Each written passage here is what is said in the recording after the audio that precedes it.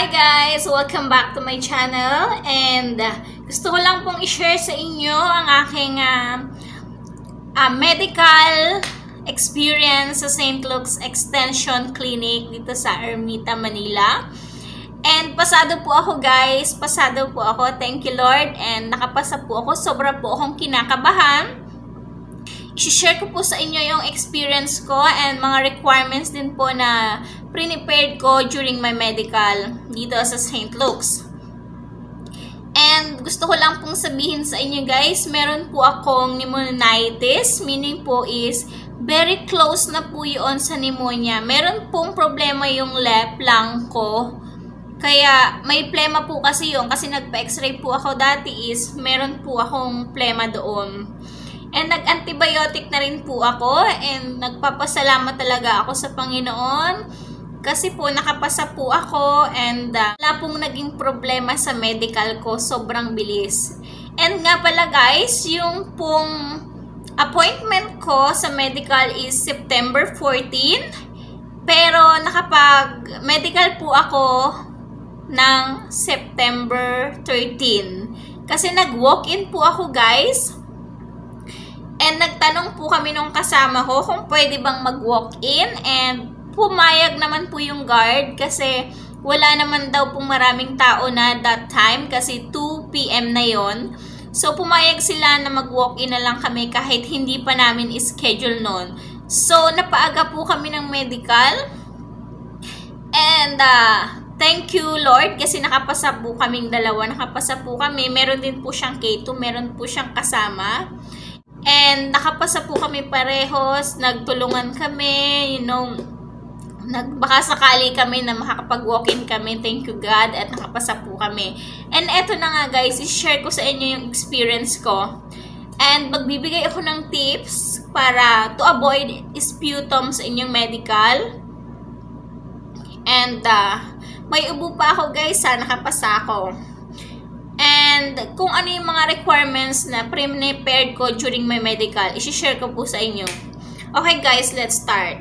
Ito yung mga requirements na dinala ko during my medical.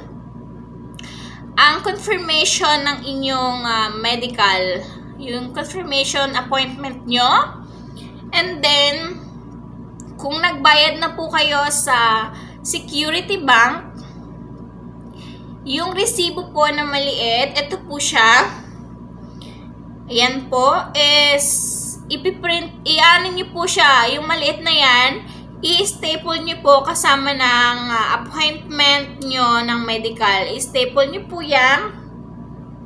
And the next is, 2 copy ng passport. Normal size lang po yun guys. I-bio page po ng passport, colored po.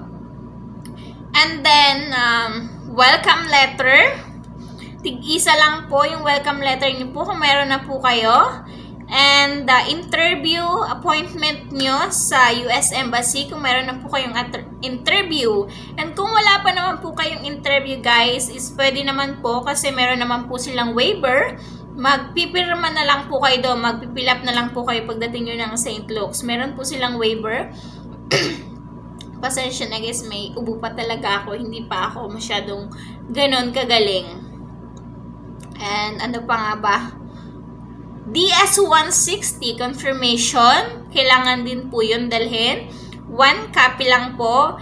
And then, vaccination card, original. And then, 2 copies din po. And kung meron din po kayong box certificate, magdala na rin po kayo ng 2 copies. And 4 na 2x2 visa pictures. 4 po yun. And papangalanan nyo po sa likod yun. And gumamit po kayo ng ballpen ng G-Tech. And patuyuin nyo po muna. Kasi kapag yung visa photo po kasi is kapag sinulatan nyo is nabubura. So patuyuin nyo po muna siya. Give time para matuyo and sa kanya po siya ilagay sa maliit na plastic para po maayos yung pagkakalagay ng inyong picture. Para hindi po ito magdumi. Kasi pag nagkagalawan, nagkakiskisan is mabubura yung pangalan nyo. And then, passport nyo po. Huwag nyo pong kakalimutan yung passport. na dalhin. Kasi very important po yan and palagi po nila yung hinihingi sa inyo. Tapos, and yun yung mga dinala ko guys sa aking medical examination. So, nagpunta po kami doon sa guard nung kasama ko ni Ate Maricar. Nagpunta po kami doon sa guard and pinapasok naman po kami. And inassemble na po nung guard yung mga papers namin and then inayos, nilagyan kami ng number and binigyan rin po kami ng papel para kapag tapos na po kami ng medical, ano po yun, yung feedback lang po natin kung okay ba yung pag-medical natin. Yung mga ganun, hindi naman po yun importante. Yun lang po ay review sa kanilang clinic. So, and then, meron na po kaming number and doon kami sa likod pinadaan. Doon kasi yung entrance ng mga magme-medical. Hindi doon sa harap guys ha. Hindi kayo doon papasok sa harap ng ubo ng St. Luke's. Meron doon gate, doon kayo papasok. So, pinapasok kami doon. Makikita nyo naman, merong mga nakaturo, nakalagay doon ay photo room. Photo room. So, akit kayo doon sa first floor. Meron doon photo room. So, kukunan kayo ng picture doon. And after nung pagkuha ng picture, pupunta na kayo doon sa ano ba yung vital sign. Ay, hindi pala. Kukunan muna kayo ng BP dun sa malapit lang. Halos magkakatabi lang din. Kukunan kayo ng BP. So, titingnan lang yung ano nyo, yung dugo nyo, kung mataas ba o mababa. Tapos, pagkatapos nun, guys, i-check din yung weight nyo, yung height nyo. Yun. And then, after nun, sasabihin sa inyo, pumunta ka na dun sa sa eye test. I-check yung eye nyo, yung mga eyes nyo. Ipapasara yung inyong mata. I-close yung kabila kung mababasa nyo yun. And then, medyo kinabahan ako doon kasi hindi ko makita guys. Kasi ang basa ko doon sa letter G is 8. So, medyo may problema yung mata ko. So, sinabi nung nurse doon na magpa-sunglass ka na kasi medyo malabo na yung mata mo. And nag-ask po ako dun sa nurse kung problema ba yun, kung babagsak ba ako sa medical kapag may problema ako sa mata ng konti. And sabi niya, hindi naman po yun, magiging problema, okay lang po. As long as nakakakita pa naman tayo. Sobrang liit kasi nun, tapos tatakpan mo yung mata mo. Tapos medyo blurry pa yung mata ko nun kasi, kakarating lang namin dito sa hotel, hindi pa kami nakapahinga, nagdiretso na agad kami doon, nag-walk-in agad kami. Ang plan kasi namin is 14 pa talaga yung medical namin. Naging 13 nga kasi nag-walk-in kami. So, after nung eyes na yun, guys, ibibigay mo dun sa counter yung papel mo and bibigyan ka naman nila ng instruction. Doon na sa physical examination, yun yung papahubarin ka. So, tinanong ako and marami dong interview, guys. Guys, ang technique dito sa physical examination, tandaan nyo, yung mga tanong na yon is about sa sick history nyo. Kung nagkasakit na ba kayo, yung mga history nyo. Guys, wag na wag kayo magsasabi ng yes. Kapag tinanong kayo, may ganun ka na ba? Nagkaganon ka na ba? Sabihin nyo, no, no, no. No lang kayo ng no, guys.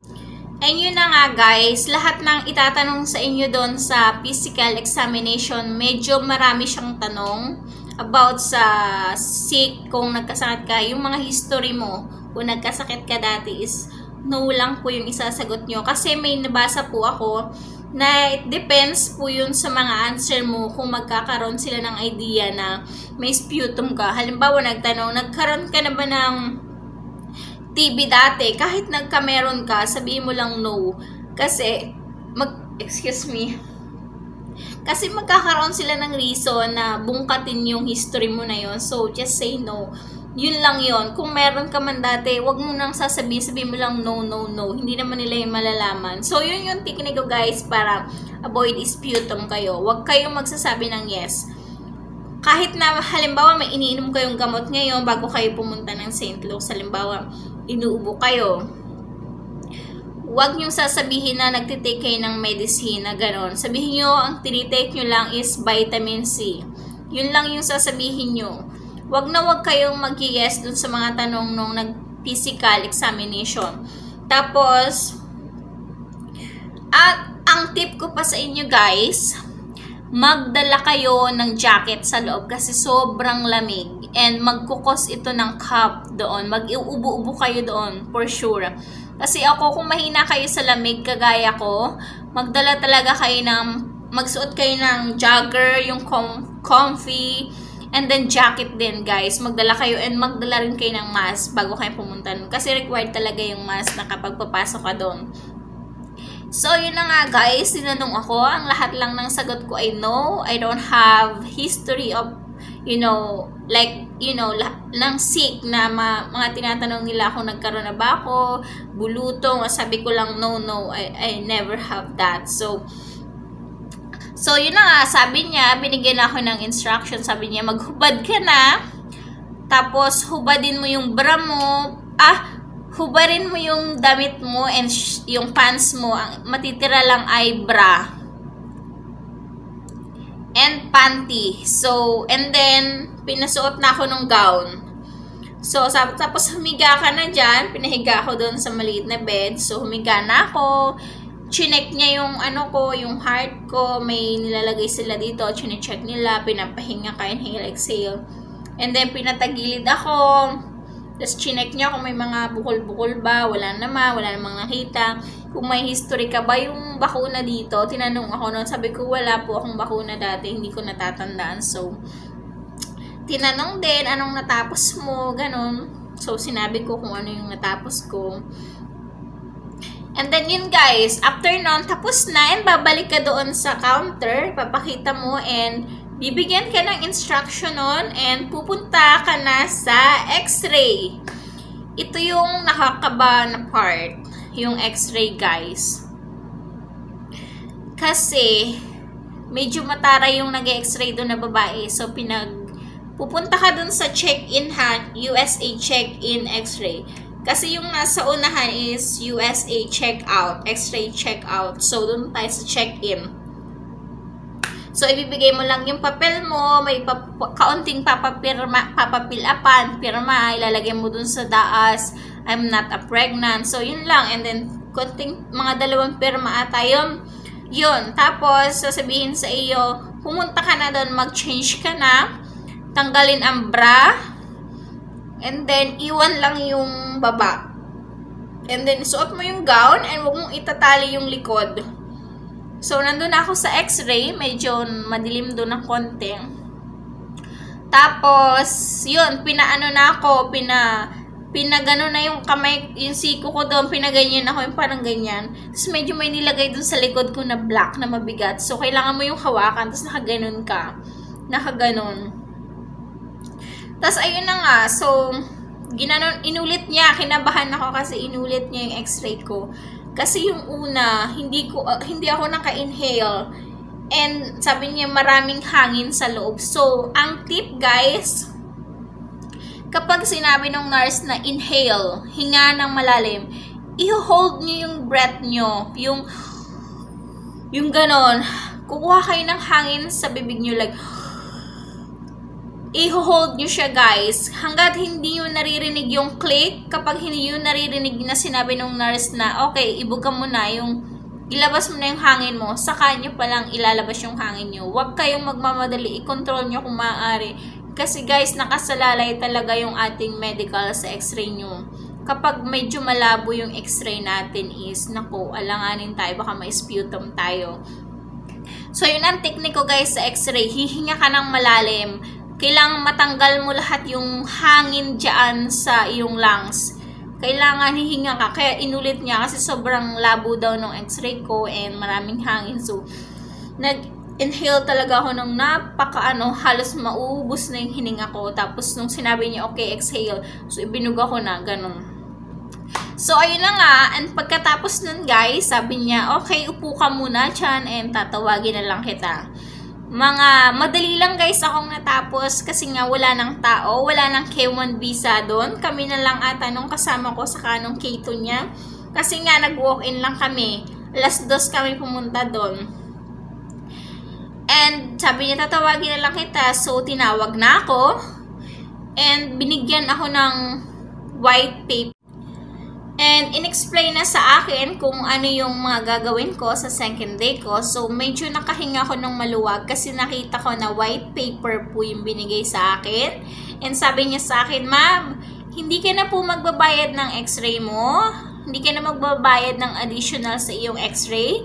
And ganun din po sa ibang test. But, it depends po sa magiging resulta ng inyong x-ray and blood test, yung mga test na ginawa. It depends po. Kung meron po is magkakaroon po kayong additional fee na babayaran sa amin. So, medyo kinabahan ako kasi wala pa yung result. Sabi niya, balik po kayo sa akin ng 10 AM. So, yun, umuwi na ako. Sabi ko, ano kaya to? Eh, marami akong napapanood dati na kapag white paper daw yung binigay, is immunization na yun sa kinabukasan. Marami rin naman akong napanood na scam daw yon kapag white daw. Sa second day mo, sa second day mo daw malalaman kung pasado ka, hindi sa first day. Marami daw pong naka-experience na white paper yung binigay sa kanila, pero kinabukasan po is for sputum sila. Kaya hindi pa rin po ako nakampante na pasado po ako sa medical na yon sa first day ko kasi po maraming mga nakaranas, naka-experience na kahit white paper po is sputum po sila. So, still praying pa rin po ako, praying and praying hanggang sa makauwi ako. And yung second day ko, bumalik ako, so pumunta ako sa guard. Doon na po ako sa entrance talaga, hindi na po doon sa likod. Pinakita ko po doon sa guard yung papel ko na binigay nung first day ko. Tapos, maya-maya, kinuha nung guard. Tapos, tinakatakan niya, nakalagay for sputum. Oh my God, guys. For sputum. Not for sputum, sorry. For immunization pala, not for sputum. Oh my God. Pasensya na, guys. Tinatakan niya ng for immunization. So, pagtingin ko, oh my God, pasado ako. So, pagdating ko sa second floor, naghagdan na ako, guys. Kasi, ito lang naman gaganon ka lang is second floor na. So, naghagdan na lang ako. So, umupo ako. Binigay ko yung papel ko dun sa harap, dun sa immunization room, interview dun. Binigay ko yung papel ko na tinatakan na for immunization. Sabi niya, okay miss, tawagin ka na lang. So, nag-antay po ako ng mga ilang minuto. Siguro mga 30 minutes nag-antay ako. So, tinawag na yung pangalan ko. Okay, Angeline Manalo, punta ka na dun sa immunization room. So, lalaki po yung sa akin. Lalaki po yung nagturok sa akin, nag-inject sa akin. And, nagsuot lang po ako guys ng short nung second day ko. Naka-short lang po ako. Kasi, nabalitaan ko na kapag immunization, tuturukan kayo sa legs. So, hindi na po ako nag-pants para hindi na po ako mahirapan. Kasi pagka nagaganon po yung turok, medyo masakit kapag naka-pants po. Sobrang sakit po. And ayun na nga, pinakita na nga sa akin yung yung 5 na turok. Oh my God guys, sobrang sakit talaga nung sa legs. Lalo na yung kabila, yung left side. Oh, grabe, sobra yung sakit. Tapos pag uwi ko parang lalag na din ako. Buti nakainom agad ako ng gamot. So, 2 ditong turok and 2 ditong end. Isa sa left side leg ko. Tinurukan po. So, hirap-hirap ako lumakad. Buti malapit lang guys yung yung hotel na book ko. Dito lang po ako sa Paragon Tower Hotel. Dito lang po. Malapit lang po. 1 minute walking lang po. So, ayun na nga guys. Pagkatapos sabi sa akin, okay, punta ka na dun sa releasing area. Guys, dun na ako nakahinga ng maluwag kasi nung narinig ko na releasing area, nagtanong pa po ko, okay na po ba ako doon? Sabi ko doon sa doktor na lalaki. Sabi niya, opo ma'am, punta na lang po kayo doon. And sabi pa ng doktor, mabait siya, sabi sa akin And sabi ko sa kanya, thank you po. And sabi niya, okay ma'am, thank you rin po. Ingat po kayo. Nagganon ba yung lalaki? So, ayun, nagintay na ako doon. Kaso nga lang guys, sobrang tagal doon sa releasing area. Sobrang dami nag-iintay. So, nag-intay ako doon mga 1 hour at kalahati yun. Ang tagal nun guys, nakaupo lang ako doon. Tapos, yun, tinawag niya yung pangalan ko and explain sa akin kung ano yung gagawin ko. Kailangan makaalis ka na ng bansa ng 3 months bago ma-expired yung iyong medical. Kung hindi is uulit ka naman uli, ganon. So, sabi niya, picturean mo yung parang code, makikita mo doon yung interview date mo. So, pinicturean ko, iscan ko lang daw yun. Pero, hindi naman na yun guys importante kasi alam naman na natin yung ating schedule sa ating interview. So, after nun guys, nung kausap na ako about doon, binigay niya na sa akin yung papel, yung record ng vaccination ko. And sabi niya, ito, wag mo itong dadalhin sa interview. Ang dadalhin mo lang sa interview is itong envelope, brown envelope na naka-close and don't open it. Wag mong i-open. Only the consul can open this. Yung kapag nag-interview na tayo, sila lang yung pwede mag-interview. And itong vaccination at itong CD, wag mong dadalhin saka yung record na mo, yung papel na record, vaccination record. Dadalhin mo yan papuntang US in case na mag-aaral ka doon or mag-work, kakailanganin mo yan. So, yun na nga guys. So, nakuha ko na yung envelope and finally, nung nakuha ko na and sabi niya, okay, you can go home now. Grabe guys yung saya ko. And then, pag uwi ko, tinawagan ko agad yung fiancé ko and ibinalita ko yung magandang balita na akala ko na hindi talaga ako makakapasa. Kasi guys, meron nga akong problema sa lung ko and may ubo pa ako. And ito yung maganda guys. Sa whole day, dun sa buong oras na nagpa-medical ako, guys, hindi po ako inubo. Pero that time, that day guys, inuubo talaga ako. Ang ginawa ko lang, bumili ako ng snow bear guys. Technique din ito kung pupunta kayo ng medical. Yun nga, magsuot kayo ng jacket and ano kayo, comfy kayo na pants, jogger yung maluwag. Tapos, bumili kayo ng candy snow bear. Yun yung technique para hindi kayo ubuhin. Para hindi kayo medyo masamid or mag-ubo doon kasi sobrang lamig. So, wag kayong aalis. Wag nyong hahayaan na dry yung lalamunan nyo kasi uubuhin kayo doon. Once na marinig ng nurse na inuubo kayo, parang red flag na talaga yun. So, magdala kayo ng snow bear. Yun yung tips ko sa inyo. Wag nyong kakalimutan. Mga 10 snow bear kasi habang nandun kayo is lulumlum talaga kayo ng supsup kayo ng snow bear para hindi kayo ubuhin. Para magkaroon pa rin kayo ng laway, mag-produce ng laway sa inyong lalamunan para hindi kayo ubuhin. And ito yung tip guys na dapat nyong gawin bago 2 weeks before medical nyo. Uminom po kayo ng luya at kalamansi. Ilaga nyo po yung luya na yon. Ilaga nyo, tapos pakuluan nyo, tapos ilagay nyo sa baso, tapos pigaan nyo ng maraming kalamansi. And wag nyo pong lalagyan ng asukal, but pwede nyo siyang lagyan ng honey. Kasi ang honey po ay nakakawala ng ubo yan, nakakawala rin ng plema, ng mucus. So, yun po ang gawin nyo, honey and luya. Wag nyo lalagyan ng asukal guys. Pero pwede nyo lagyan ng honey. Tapos, avoid nyo muna ang malalamig. More water lang kayo. And yung water nyo guys, kung pwede kayong uminom lagi ng warm water, maglaga kayo ng tubig, inumin nyo yun. Tiisin nyo guys para sa medical nyo. Guys, hindi ko po inaakala na makakapasa ako sa medical ko talaga. Kasi sabi ko kay fiancé, kinausap ko na siya na what if sputum ako? Sabi niya, okay lang yun. Ito yung kaloob ng Diyos and make na lang kayo ng another plan paggamot ka kung sputum ka. Kasi sabi ko sa kanya, 99% akong sure na sputum ako. Kasi that time, medical ko na nung 14, sabi ko, Diyos ko, malapit na yung medical ko is inuubo pa rin ako, hirapan pa rin ako huminga. Pero guys, nung 30 na yon, grabe, hindi ko akalain na makakapasa talaga ako. And kakatapos ko lang po today. Today is September 14. And kakatapos ko lang po, nandito po ako ngayon sa hotel, bukas pa po ako uuwi. And nag-rest po muna ako kasi sobrang alay po nung mga tururok sa akin. Diyan po yan. Kita nyo ba? Yeah, sobrang alay pa rin po and masakit.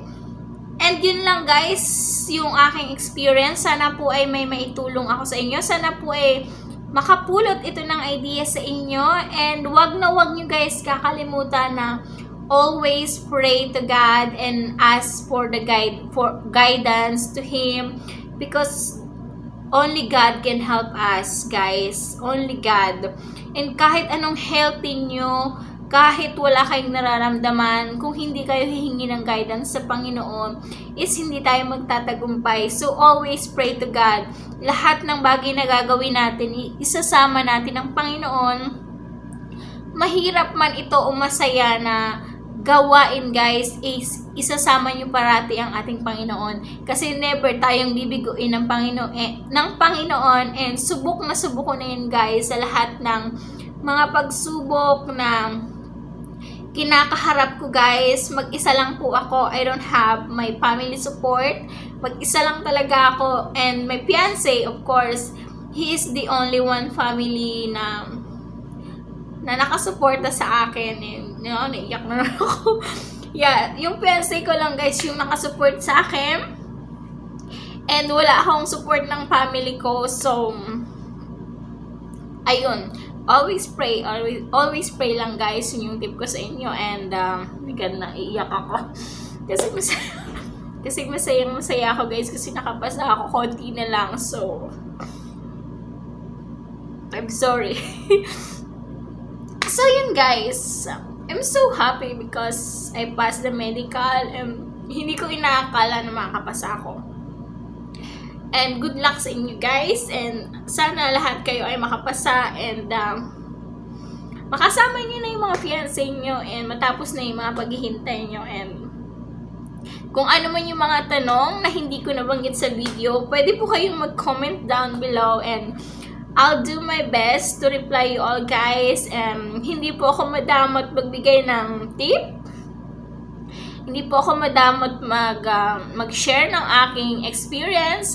Just comment down below guys. And if you are not subscribed to my channel, please consider to subscribe my channel and like this video and share to your friends who is gonna do medical too, so I can help them too.